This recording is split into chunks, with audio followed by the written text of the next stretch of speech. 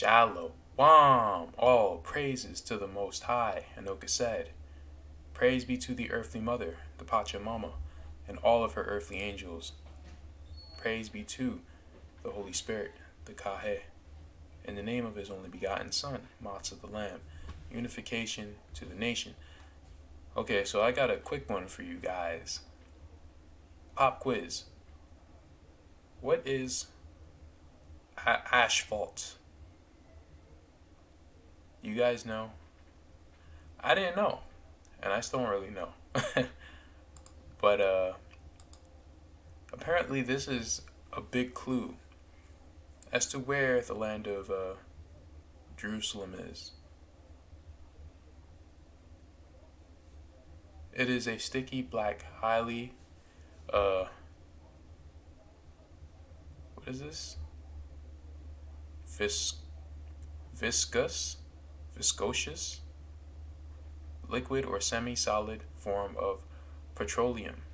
It may be found in natural deposits or may be a refined product and is classed as a pitch. Before the 20th century, the term asphaltum was also used. The word is derived from the ancient Greek asphaltos. The pitch lake is the largest natural deposit of asphalt in the world, estimated to contain 10 million tons. So I just wanted to mention that real quick to start off this lesson, but let's start off with something from the medieval empire of the Israelites, shall we? And then we'll come back to the asphalt.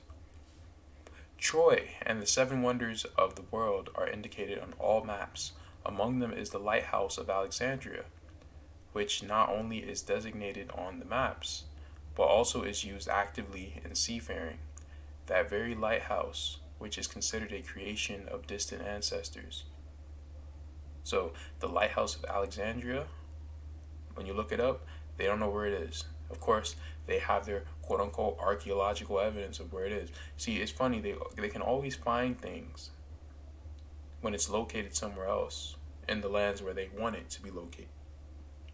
But when you try to look for things, they say, oh, that those are fringe theories. Like, you can tell what they're trying to hide by how they react. The Colossus of Rhodes, the Roman Capitoline, excuse me, the statue of Bellerophon, the theater in Heraclium, the baths of Apollo in Tyana, and Diana's temple in Ephesus are all depicted on the maps as contemporary medieval structures. The towers of Babel and Carthage are denoted together. There are no mentions. There are no mentions.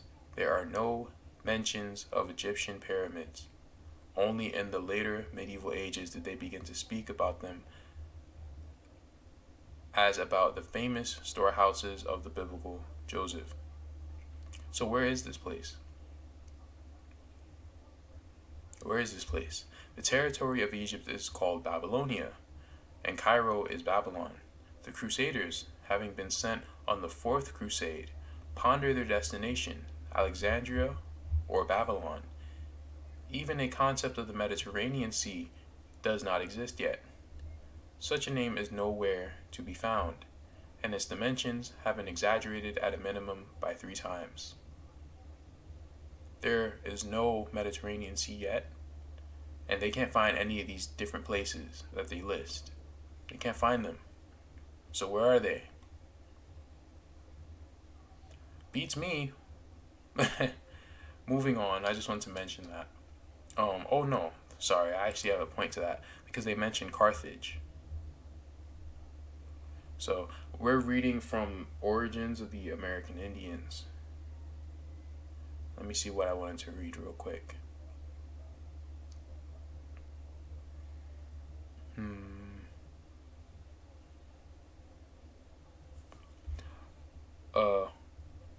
Oviedo offered two opinions about the place of origin of the Indians. On one hand, he hinted that Carthage might be their ancestral home. On the other, he thought it most likely that the earliest inhabitants of the New World, quote unquote, descended from the ancient Spaniards. So you have a connections to Carthage, to the ancient Spaniards, and the ancient Spaniards connect to the ancient Greeks because the ancient Spaniards were the Phoenicians, and the Phoenicians were a mixed stock of people. A bunch of different peoples. The Israelites were definitely among them, because the tribe, we know from the scriptures that the tribe of Dan was definitely among them. The tribe of Judah was among them. The tribe of Ephraim and Manasseh was among them, as well as the tribe of Asher. So all of these different tribes were among the Phoenicians, right? Moving on. Let's see if there's anything else I wanted to touch on.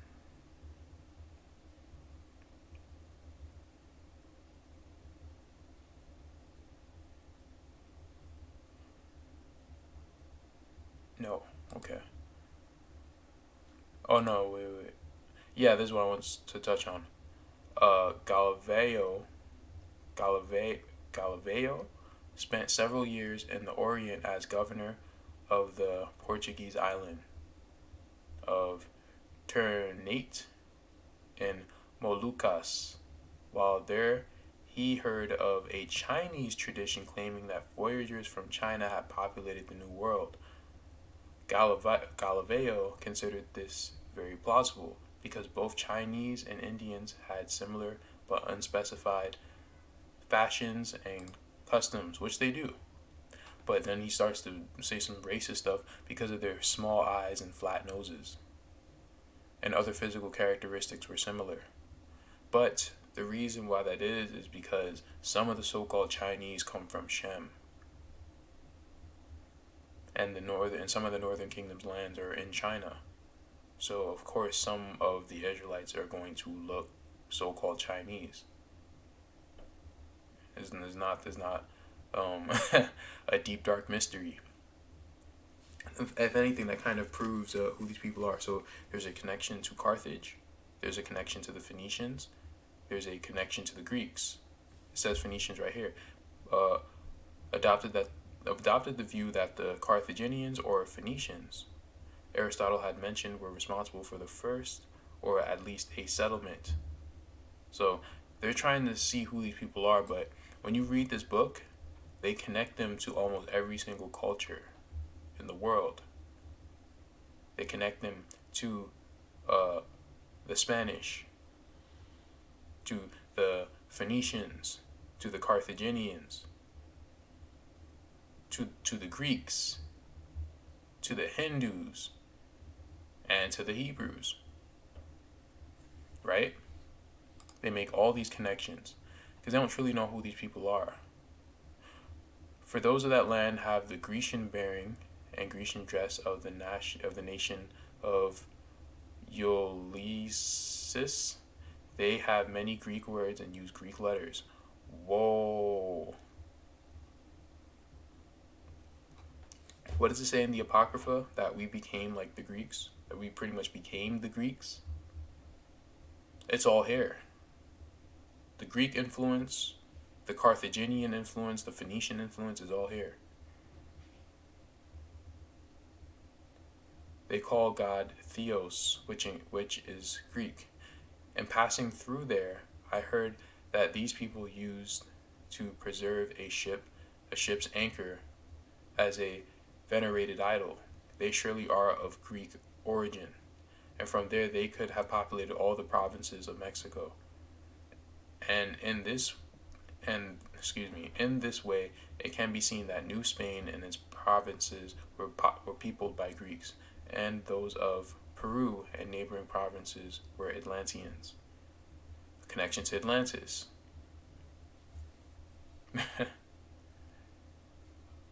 Last page is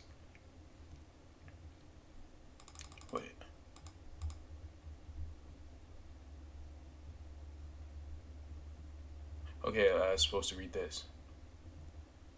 Nevertheless, he could not decide where the Indians had come from. He thought they had certainly experienced some pre-Columbian contact with Christians. Listen to this, because some of the Yucatan tribes knew of the cross and the Trinity, and some of those in Cholula celebrated an idolatrous version of Easter. Okay, like Easter isn't idolatrous as hell, right? Unbelievable, but this is there. It's all here. The lands of Israel are here. They are in the Americas. Where in the Americas? All I really know for sure is that Jerusalem is in Peru. That the lands of Judah are in Peru. That's all I really know for sure. Everything else, I'm not sure. But we're about to find out something. Let us recall how accurately and thoroughly Josephus Flavius describes the geography of Palestine and in particular the Dead Sea. One can use the description even for today's tourists who are making trips around Israel. However, what do they record for us about the Dead Sea in the medieval maps? That the Tigris and Euphrates flow into it, and that the Dead Sea is larger than the Indian Ocean. Unbelievable. The Dead Sea is larger than the Indian Ocean. Do you know how huge that is?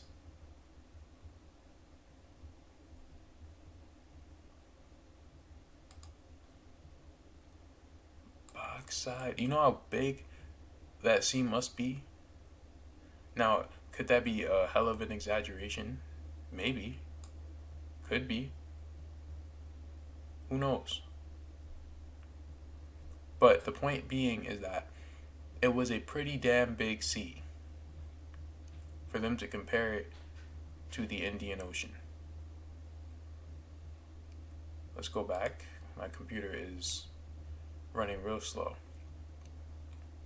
When Flavius called it an asphalt lake, he was much closer to the truth. So that's why I wanted to go over asphalt. Now, where are all the asphalt lakes? Go ahead and Google it. Look for yourself. But they are nowhere else other than the Americas. They are nowhere else other than the Americas.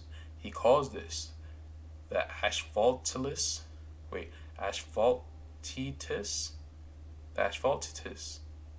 Lake asphaltitis. That's what he calls it. Right? That's what Josephus called it.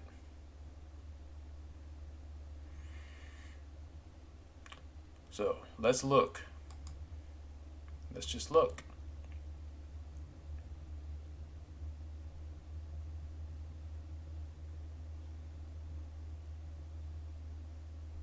The great majority of the asphalt that is used today is derived from petroleum. But asphalt is also found in concentrated form in nature. Sometimes they seep from the ground and create large puddles known as tar pits or asphalt lakes. At other times, they are found soaked in sands.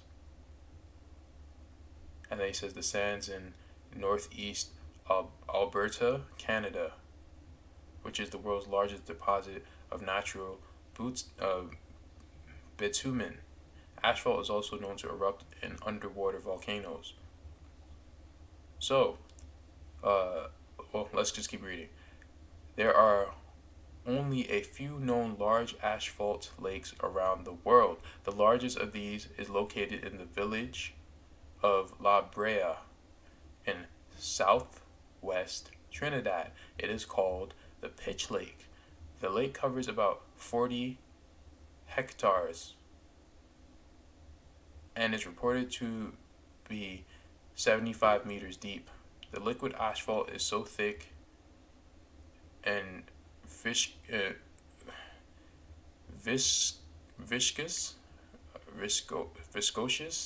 I think that's how you said it. That's how I said it before. That the surface can be walked upon, but if you stand on the surface for too long, you will slowly sink into it. Now, it's funny because Josephus, when he was referring to the asphaltitis, he was referring to the dead bodies. But because the lake asphalt Tiris, and again, this stuff is in Greek, so they're going to change things up, but they're going to mess up and they're going to leave things in. Was also full of dead bodies that were carried down into it by the river. So, how could a lake literally be full of dead bodies? Maybe they dumped dead bodies in them, or in this. Who knows? So let's go to the five. There's only five natural asphalt lakes in the world. Only five. Only five. Before I get to that, this is Pitch Lake. It may look like a giant parking lot, but make no mistake, it is the only commercial viable source of natural asphalt in the world. Pitch Lake is in Trinidad.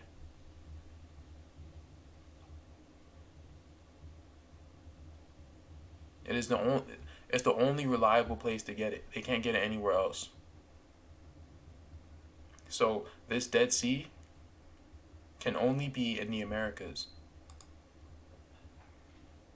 The Pitch Lake's number 5. La Brea Tar Pits, number 4. It's in California. Number 3, Lake Bermudez, which is in Venezuela. McKittrick Tar Pits is also in California, and Carpinteria Tar Pits are also in California. So you have California, Venezuela, Trinidad and Tobago, and someplace in Canada. That's it.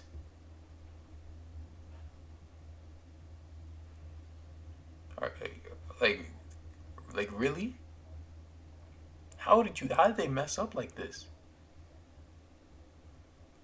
The Pitch Lake is the largest natural deposit of asphalt in the world. Estimated to contain 10 million tons. I think I read that already, didn't I? I'm tripping, bro. I'm sorry. I've been working on videos all day. That's really what I wanted to show you. Just another drop in the bucket. And who's to say that this wasn't just a lot bigger? I don't know. Maybe this whole thing was a lake. It looks like it was attached at some point. Oh my goodness, bro. Come on. Yeah, this thing is lagging like a lot for whatever reason.